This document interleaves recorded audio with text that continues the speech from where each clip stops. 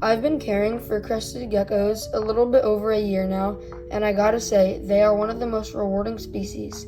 So let's make sure that you care for them properly. Getting a crested gecko for the first time might seem very hard and complicated, and in this video, I'm going to tell you everything you need to know to make your life as easy as possible when caring for the crested gecko. And I'm going to do this in 5 easy steps, which are: number 1, enclosure size; number 2, temperature and humidity; number 3, lighting; number 4, diet; and number 5, how to fill in the enclosure. Step number 1, enclosure size. The bare minimum for a full-grown adult crested gecko is an 18 by 18 by 24 inch tall enclosure.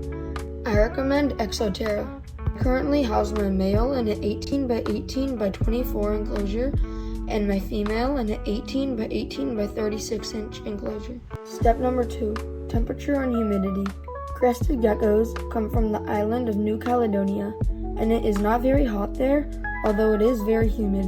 The ambient humidity should be around 60 to 70%, while the ambient temperature should be around 72 to 78 degrees Fahrenheit. One thing to keep in mind is that crested geckos do not tolerate heat well.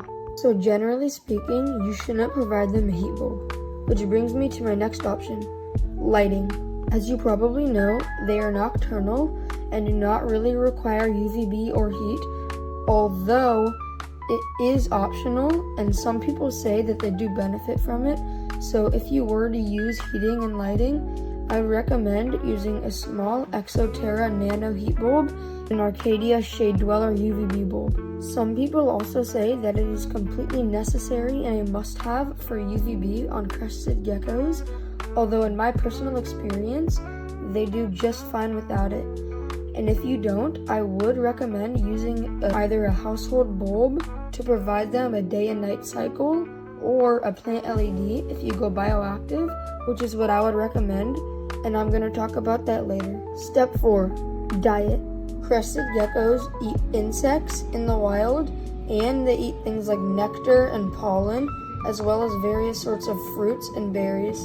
In captivity, the way we replicate this is by feeding them captive-bred, well-sourced bugs, such as mealworms, superworms, dubia roaches, crickets, and more.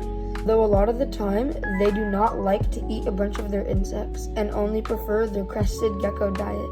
And we also replicate it by giving them what's called a crested gecko diet, which is just a powder that you mix with water that has all sorts of fruits and good stuff mixed into it, and it turns to like a paste consistency, and they just lick it up. The 2 most trusted brands for this are Apache and Pangea, and you can just buy those off of Amazon. Step 5, how to build the enclosure.